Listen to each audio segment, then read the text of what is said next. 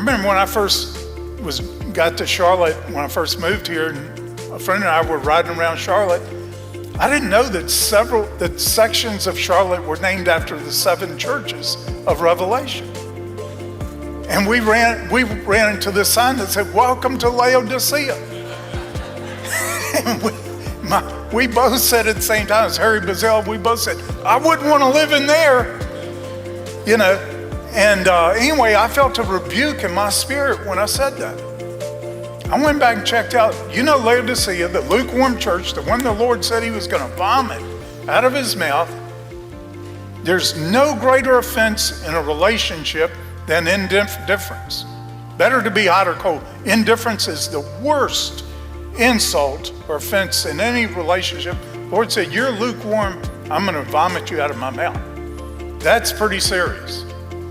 Okay, he was not high on that church. And they were that way because they had everything they needed. They thought they did. They had everything they needed but God. He was standing outside the door of the church knocking to see if anyone would open to him. That's the Laodicean church. I believe it's still our condition in general.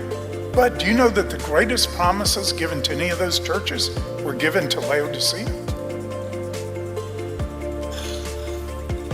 To the overcomers of the church of Laodicea, he gave the greatest promises of all.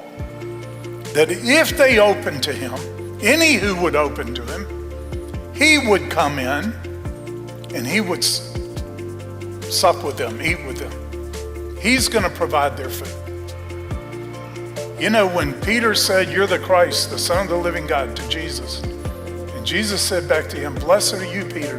Flesh and blood did not reveal this to you, but my Father in heaven. And upon this rock, I will build my church." He wasn't talking about building his church on Peter. Peter means a little stone.